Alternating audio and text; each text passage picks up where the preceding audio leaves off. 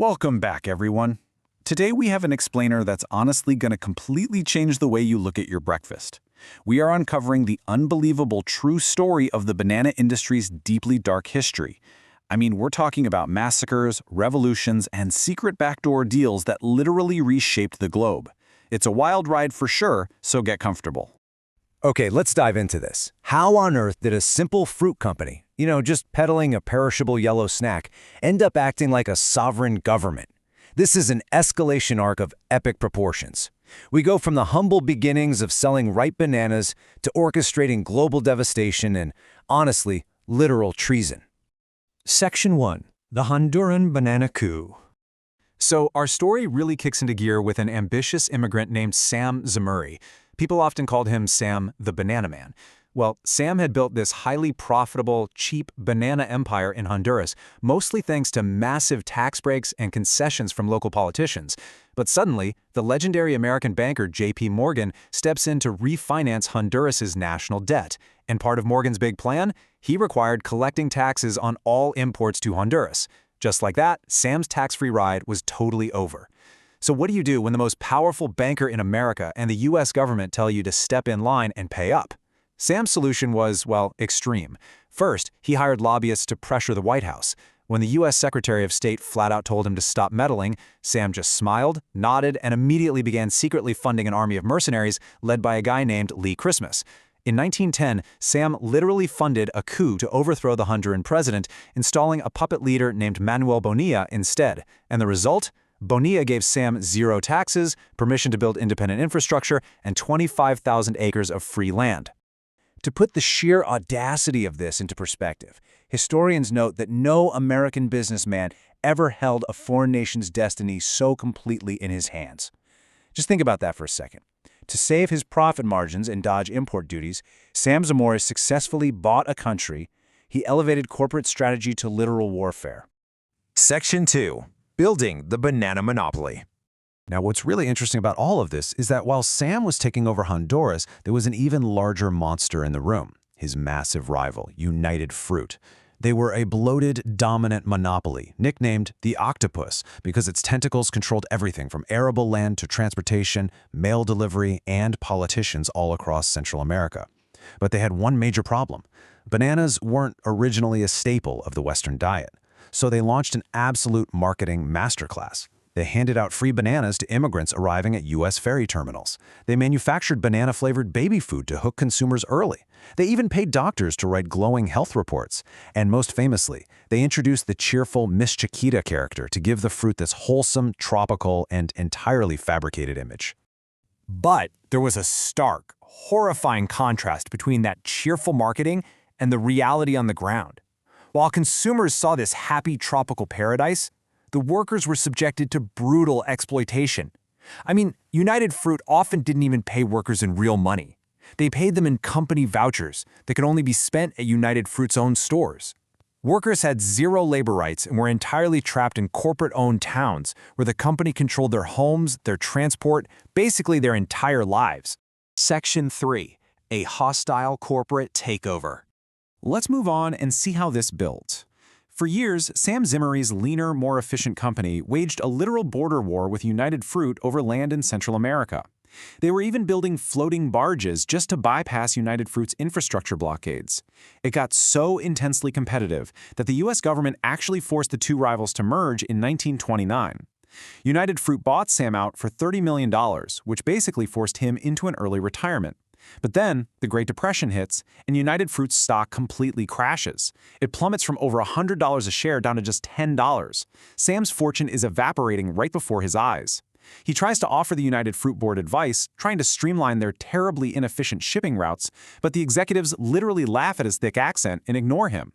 So, in 1933, Sam quietly travels the country, gathers proxy votes from other panicked shareholders, walks into the United Fruit boardroom, dumps the votes on the table, and stages a one-man hostile takeover.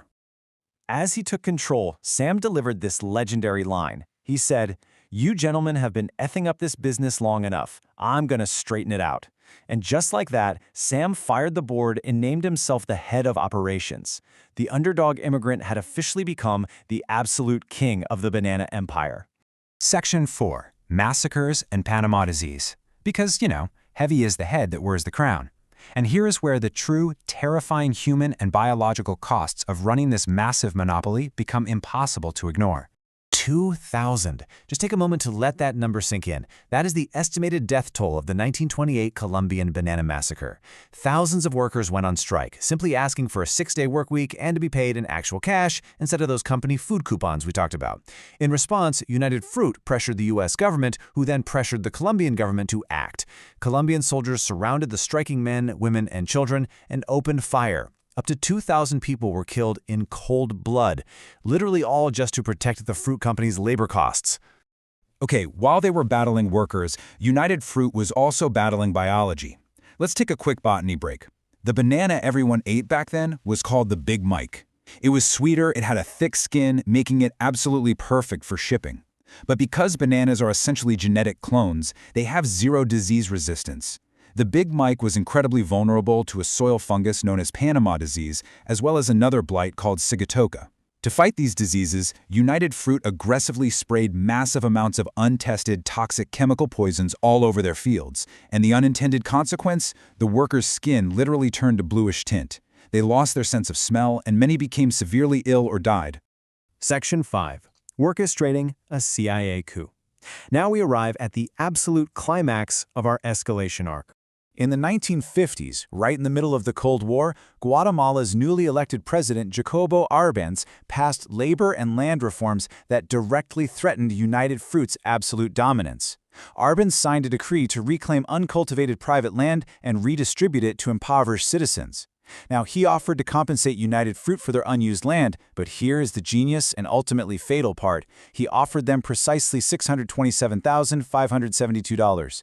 Why that specific number? Because that was the deeply undervalued price United Fruit themselves had claimed the land was worth on their tax returns to avoid paying higher taxes.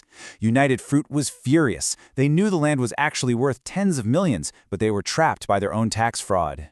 So the crucial point is how United Fruit retaliated. They didn't just sue, they initiated Operation PB Success. Recognizing the Cold War hysteria happening up in the U.S., United Fruit launched a massive PR campaign labeling President Arbenz a dangerous communist threat to America. And because multiple top U.S. government officials literally owned stock in United Fruit, the lines between the corporation and the government completely blurred. The CIA supplied a rebel army with weapons, training, and money. They even used psychological warfare. They set up hidden speakers to boom the sounds of gunfire and shelling into the Capitol, and broadcasted fake news to convince Arbenz he was massively outnumbered. Beaten down by the psychological warfare and feeling completely isolated, President Arbenz resigned. In his final, haunting radio broadcast, he told his people exactly what was happening, saying, "The truth is to be found in the financial interests of the fruit company." He fled the country, and United Fruit got all their land back under a newly installed corporate-friendly dictator, which tragically plunged Guatemala into decades of civil unrest. Section 6. The Fall of the Octopus. And this brilliantly illustrates how empires built on sand, or in this case sheer ruthless exploitation, cannot stand forever. The dominoes fell incredibly fast. The U.S. government, facing massive public backlash as details of the Guatemalan coup leaked, threw United Fruit under the bus by filing a massive antitrust lawsuit against them in 1958. A year later, Fidel Castro took power in Cuba and nationalized all of United Fruit's land there, costing them millions. Furthermore, Panama disease finally won the biological war, driving their main product, the Big Mike banana, to near extinction and forcing the industry to switch to the Cavendish banana we eat today. Desperate to outrun their horrifying legacy of massacres, coups, and corruption, United Fruit ultimately rebranded. They changed their name to Chiquita. Before he passed away, Sam Zumare, the penniless immigrant who ruthlessly conquered Central America, tried to give away much of his vast wealth to hospitals and schools. In his old age, he looked back at the empire he built and left us with this deeply tragic realization. I feel guilty about some of the things we did. All we cared about was dividends. It is truly the ultimate Breaking Bad character arc in corporate history. Which brings us to a final question I want to leave you with today. We look at the banana industry's dark history as a thing of the past, but ask yourself, how many modern corporate empires are still quietly shaping our world, our laws, and our geopolitics today purely for dividends? Thank you so much for joining me on this explainer. Keep questioning the hidden history behind the everyday objects around you, and I will catch you next time.